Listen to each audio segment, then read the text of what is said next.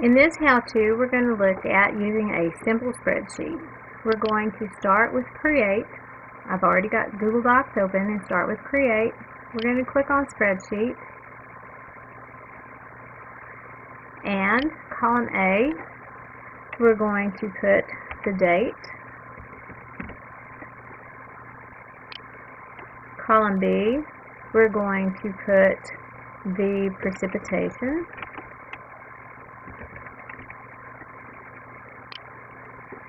Column C, we're going to put wind speed,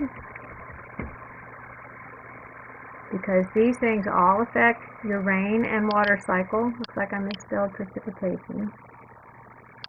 And just like an Excel document, you can click up in the formula bar and fix it.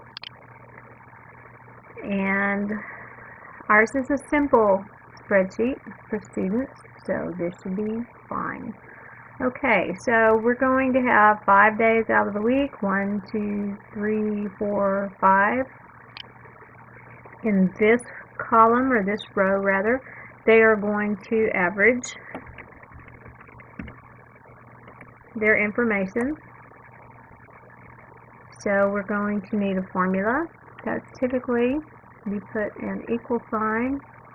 Let's see how different it is here. Oh look, they've got an average. So we want the average, and we're just going to click and tell it what cells we want it to average. That was simple. Well, right now it says divide by 0 error because we don't have anything there. If we put a 1 there, it should be fine. But we don't really need the 1 there. That's just to show you that why you're getting the divide by 0 error. It's because there's a formula and you can't divide by 0.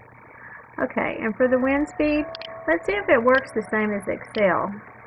We want to copy this formula, and we want to put it over here, and let's see if it changed. Notice that in the formula bar, it changed just like it does in Excel.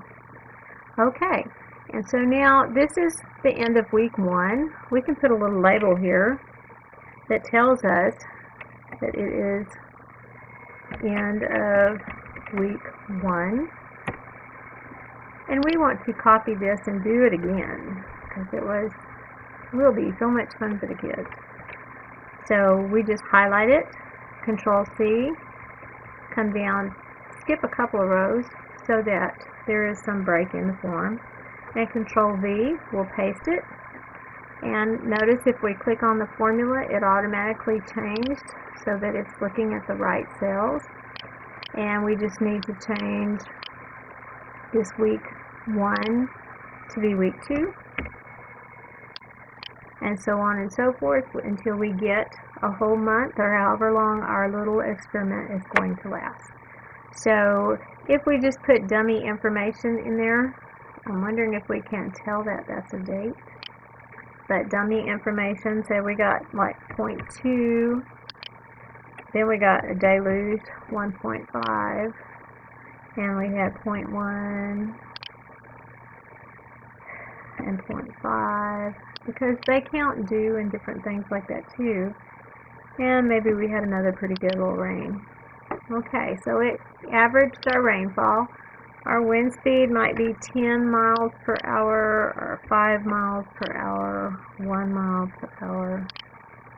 Probably when we had that storm though, with all that rain, we might have had 20 miles an hour that day.